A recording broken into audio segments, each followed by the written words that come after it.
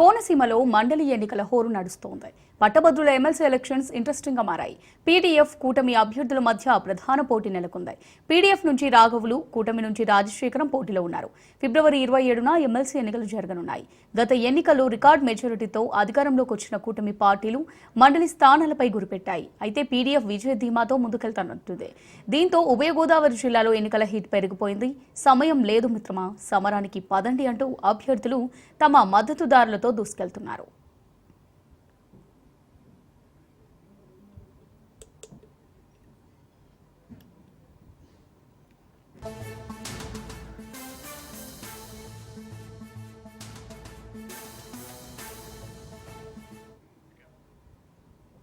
రైతుక దీనిపైన మరింత సమాచారం మా రిపోర్టర్ మోహన్ అందిస్తారు.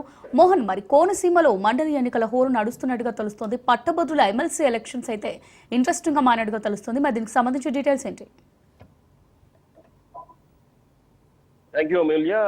మనం చూసుకోవచ్చు, గోదావరి జిల్లాల సంబంధించినటువంటి గ్రాడ్యుయేట్ ఎమ్మెల్సీ స్థానానికి ఎన్నికలు సమీపిస్తున్నాయి. ఫిబ్రవరి 27న ఎన్నికలు జరగనున్న నేపథ్యంలో ఇప్పుడు ప్రస్తుతానికి నామినేషన్ ఘట్టం అనేది పూర్తవుతుందని చెప్పుకోవాలి. ఏదైతే ప్రస్తుతానికి ఈ రోజుకి ఇక్కడ మనం చూసుకుంటే 20 మంది అభ్యర్థులు ఇంచుమించుగా 24 సెట్లు నామినేషన్లు అయితే దాఖలు చేశారు. ఇప్పటి వరకు కూడా మనకు అందుతున్న సమాచారం మేరకు కూటమి అభ్యర్థిగా పేరాబత్తుల రాజశేఖర్ బరిలో నిలిచారు. అలాగే సిట్టింగ్ స్థానం ఏదైతే పీడీఎఫ్ ఎమ్మెల్సీ అభ్యర్థి అయినటువంటి ఎల్ల వెంకటరామారావు స్థానంలో ఇప్పుడు ప్రస్తుతం గిడ్ల వీర్రాఘవులు ఆయన బరిలో నిల్చున్నారు. ప్రస్తుతం ఇటీవల జరిగినటువంటి టీచర్స్ ఎమ్మెల్సీ ఎలక్షన్స్ గోదావరి జిల్లాల టీచర్స్ ఎమ్మెల్సీ కూడా పీడీఎఫ్ కైవసం చేసుకుంది. ఈ నేపథ్యంలో మరొకసారి ఈ గ్రాడ్యుయేట్ ఎమ్మెల్సీని కైవసం చేసుకోవాలని చెప్పేసి పీడీఎఫ్ ఆశిస్తుంది. దానికి అనుగుణంగానే కార్యాచరణ రూపొందిస్తుంది.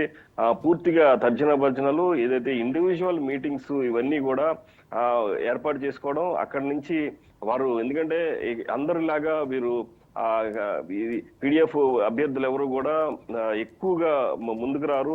ఎందుకంటే లాస్ట్ టైం మనం చూసాం, లాస్ట్ టైం ఎలక్షన్స్ లో కూడా పీడీఎఫ్ అభ్యర్థిపై ఒక బలమైన సామాజిక వర్గానికి చెందినటువంటి ఆదిత్య శేషారెడ్డి గారు నిలబడ్డారు. ఈ నేపథ్యంలో ఆయన ఘోర ఓటమి చెందిన సందర్భం మనం చూసాం. మరి ఇప్పుడు కూటమి అభ్యర్థిగా పేరాబత్తుల రాజశేఖర్, ఎందుకంటే ఇతనికి గతం మొన్న జరిగినటువంటి ఇప్పుడు ఎమ్మెల్యే ఎలక్షన్స్ లో అక్కడ క్లియర్ గా కాకినాడ రూరల్ కి చెందినటువంటి సీటు ఆశించారు. ఈ ఆశించిన నేపథ్యంలో కూటమి జనసేనతో ఒప్పందం నేపథ్యంలో జనసేనకు కేటాయించి అక్కడ కాకినాడ రూరల్ సీటుని జనసేనకు కేటాయించారు. అయితే ఇక్కడ పేరాబత్తుల రాజశేఖర్ అప్పుడే ఎమ్మెల్సీకి హామీ ఇచ్చారు. అప్పుడు ఇచ్చిన హామీని ప్రస్తుతం టీడీపీ నెరవేర్చుకుందని చెప్పుకోవాలి. దీనికి ఏదైతే మంత్రులు మొత్తం మంత్రులందరూ కూడా ఇటీవల గోదావరి జిల్లాలో పర్యటించారు. అచ్చెన్నాయుడు కూడా పర్సనల్ గా వచ్చి అందరినీ బలోపేతం చేసి ఖచ్చితంగా ఈ క్యాండిడేట్ గెలవాలని చెప్పేసి దిశానిర్దేశం చేశారు. ఇక నిమ్మల రామానాయుడు ప్రస్తుతం ఏదైతే హోరాహోరీగా ఏది ప్రచారంలో పాల్గొంటున్నారు. అలాగే మంత్రి జిల్లాకు చెందినటువంటి ఈస్ట్ గోదావరి జిల్లాకు చెందినటువంటి మంత్రి సుభాష్ కూడా ఈ ప్రచారంలో ఉంటున్నారు. ఇక మరోవైపు చూసుకోవచ్చు, ఇక్కడ లోకల్ గా ఉన్నటువంటి కందుల దుర్గేష్ జనసేనకి చెందినటువంటి మంత్రి.